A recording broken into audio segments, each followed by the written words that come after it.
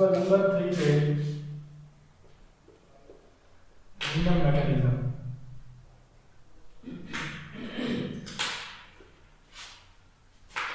Of forming dilute urine. Now we discuss the renal mechanism of forming dilute urine कि renal mechanism कौन से हैं जिसके नतीजे में डाइल्यूट यूराइन बनता है, ठीक है। So let me draw a beautiful diagram of a nephron.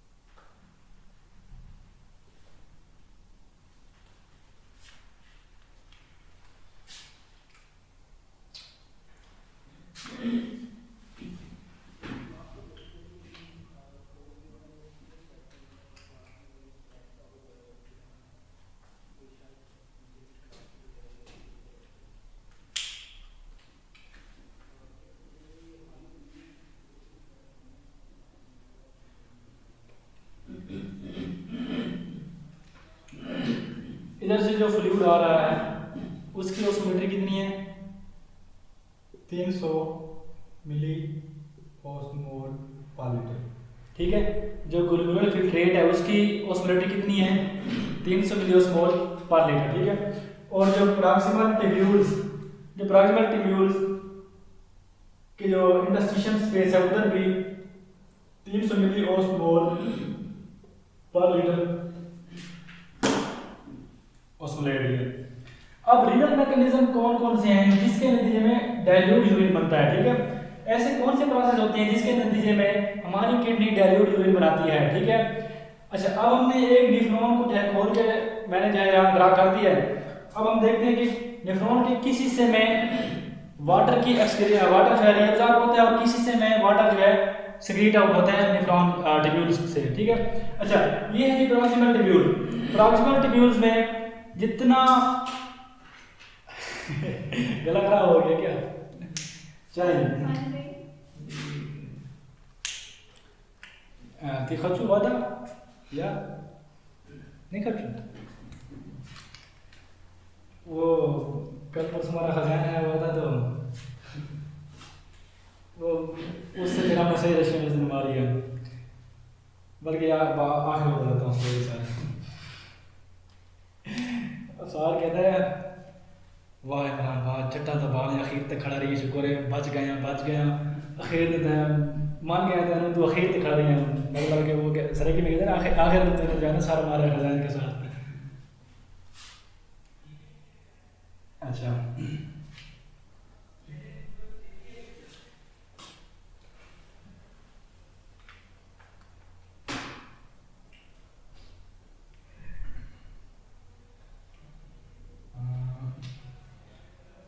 तीन सौ मिली ऑस्मोल और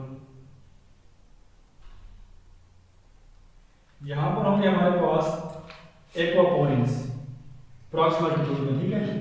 एक्वापोरिन्स 1, इन एक्वापोरिन 1 से क्या होगा, ये वाटर जो है एक्सक्रीट आउट होगा प्रॉक्सिमल ट्यूब्यूल से, ठीक है।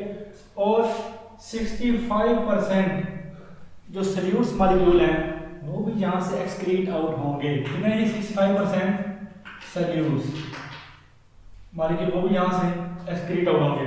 लेकिन देखें यहाँ से 65% सल्यूट्स एक्सक्रीट आउट हो रहा है और कहाँ जा रहा है इंटरस्टिशियम में, ठीक है।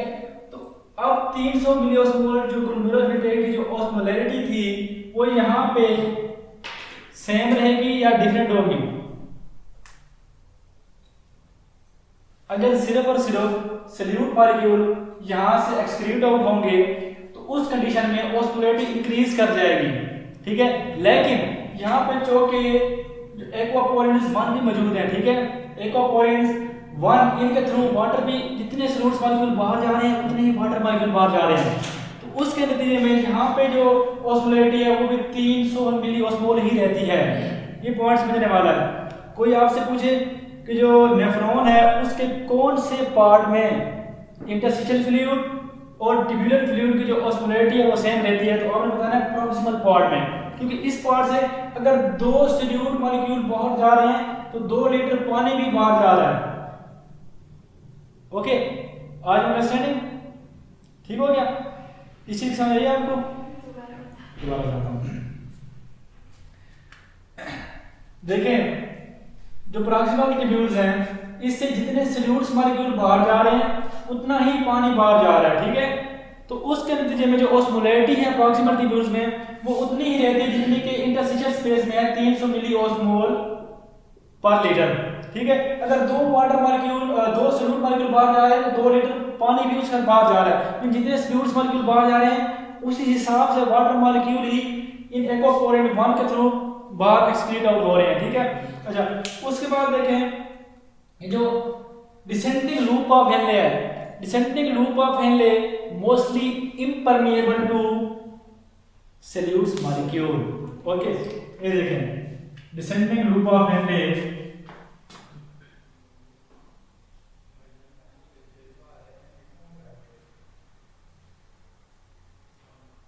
descending loop of Henle is impermeable to solutes molecule. Okay,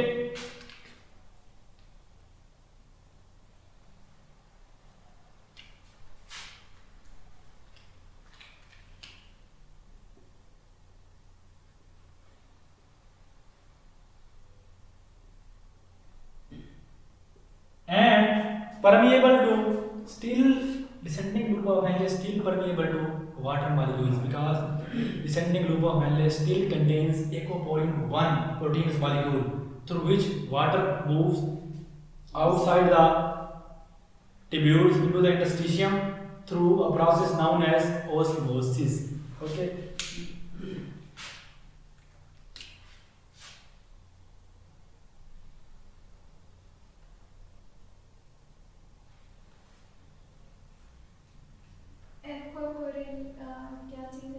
ये वाटर चैनल्स हैं जहाँ से वाटर मॉलिक्यूल्स रिमूव आउट होते हैं, ठीक है। And permeable to water.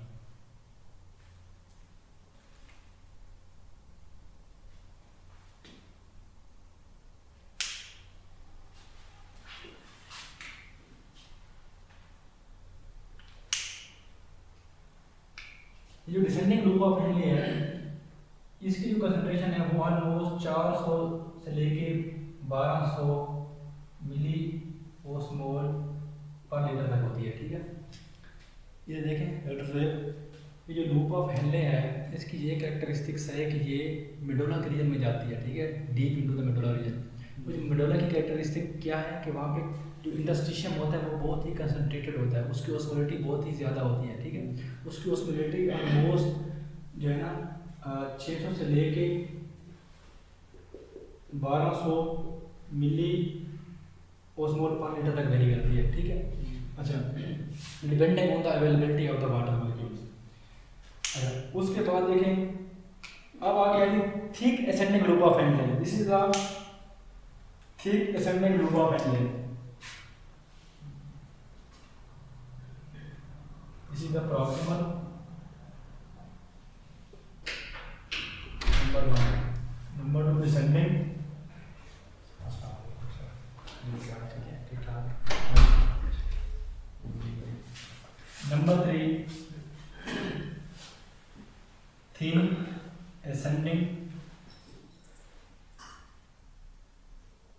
Loop of Henle, और number 4 thick ascending loop of Henle.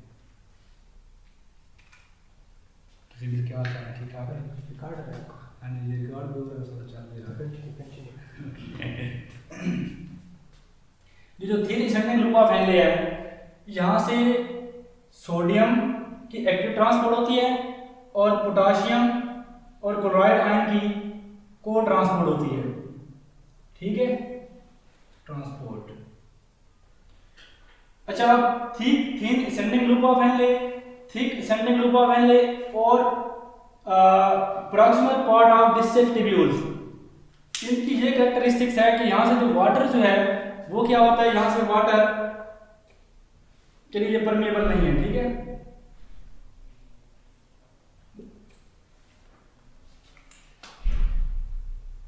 This is the number 5 proximal convoluted tubules. उसका डिस्टल ट्यूब्यूल्स, उसका इनिशियल पार्ट।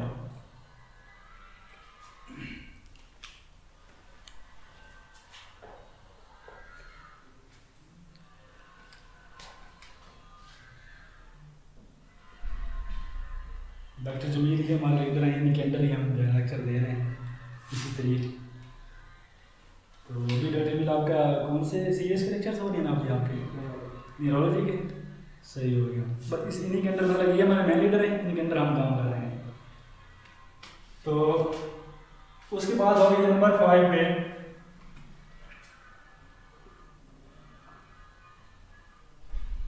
डिस्टल ट्यूब्यूल, उसका इनिशियल पार्ट। ठीक हो गया। तो डिस्टल ट्यूब्यूल का जो इनिशियल पार्ट है, thick ascending loop of Henle और thick ascending loop of Henle, ये वाटर के लिए इम्परमेबल है। ठीक है, यहाँ से वाटर जो है क्या होगा, यहाँ से वाटर एक्सक्रीट आउट नहीं होगा बाहर। ठीक है, वाटर जो है दोबारा रीअब्सॉर्ब होकर इंटरस्टिशियम में नहीं आएगा। जब वाटर इंटरस्टिशियम में नहीं आएगा और सॉल्यूट्स मॉलिक्यूल एक्टिव और को ट्रांसपोर्ट के जरिए एक्सक्रीट आउट हो रहे हैं, ठीक है, रीअब्सॉर्ब हो रहे हैं टू द इंटरस्टिशियम, तो उसके नतीजे में क्या होगा डॉक्टर रहमान, उसके नतीजे में यहाँ पे जो सॉल्यूट्स है वो क्या होगा, डाइल्यूट होगा या कंसंट्रेटेड होगा। वाटर के लिए परमिएबल नहीं है और सॉल्यूट के लिए परमिएबल है, सॉल्यूट बाहर एक्सक्रीट आउट हो रहा है, तो उसके नतीजे में यहाँ पे क्या होगा, डाइल्यूट होगा या कंसंट्रेटेड होगा। फिर वाटर नहीं कर रही होती बिल्कुल, लेकिन यहाँ पे वाटर में ये बात करूँ कि वाटर एक्स के लिए परमिएबल नहीं है। यहाँ से वाटर जो है बाहर जहाँ से इंटरस्टिशियम में मूव नहीं कर सकता। ठीक है, जब वाटर मूव नहीं करेगा तो सॉल्यूट्स मॉलिक्यूल बाहर मूव करेंगे, तो इसके नतीजे में यहाँ पे सॉल्यूशन क्या होगा, डाइल्यूट। ठीक है, डाइल्यूट, यहाँ पे क्या होगा, डाइल्यूट। इतना डाइल्यूट होगा कि 100 मिली ओस्मोल तक यहाँ पे डाइल्यूट हो सकता है। ठीक है, पर लीटर। ठीक हो गया। अच्छा, उसके बाद देखें, उसके बाद है नंबर 6 पे लेड डिस्टल ट्यूब्यूल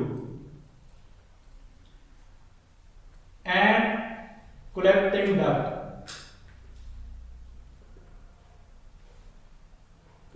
अब देखें, लेड डिस्टल ट्यूब्यूल और कलेक्टिंग डक्ट में वाटर के लिए परमिएबल तो है, लेकिन वाटर उस वक्त एक्सक्रीट आउट होगा, रीअब्सॉर्ब होगा इनसे जब एडीएच की मौजूदगी होगी प्लाज्मा के अंदर, जब एडीएच मौजूद होगा। ठीक है, डॉक्टर रहमान इधर देखें, मैंने आप लोगों को बताया था कि एडीएच कहाँ पे एक्ट करता है, late distal tubules and collecting duct के ऊपर। ठीक है, अब ये जो लेड डिस्टल ट्यूब्यूल और जो कलेक्टिंग डक्ट है ये तब परमिएबल होगी वाटर के लिए जब प्लाज्मा के अंदर एडीएच मौजूद होगा।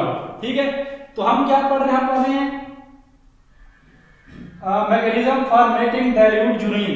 तो डाइल्यूट यूरिन में क्या होगा, एडीएच कम होगा प्लाज्मा के अंदर। जब एडीएच कम होगा तो इसका मतलब यहाँ से वाटर की एब्जॉर्प्शन ऑलमोस्ट नहीं होगी, या होगी भी सही तो बहुत कम होगी। तो उसके नतीजे में यहाँ तक इनिशियल डिस्टेंट तक 200 मिलियोस्मोल तक फ्लूइड जो है वो डाइल्यूट हो चुका है, ठीक है। और यहाँ पे मजीद जो है सॉल्यूट्स एक्सक्रीट होगा, लेकिन वाटर जो है due to the unavailability of ADH will further dilute, solution will further dilute to 50 milliosmol per liter. So this is the renal mechanism for forming dilute urine. ये renal mechanism है, इन mechanism के through हमारी kidney क्या कर रही है, dilute urine बना रही है। अब समझ आइए इस चीज की कि किस तरह renal mechanism के थ्रू हमारी किडनी dilute urine बना रही है। ठीक हो गया, क्लियर?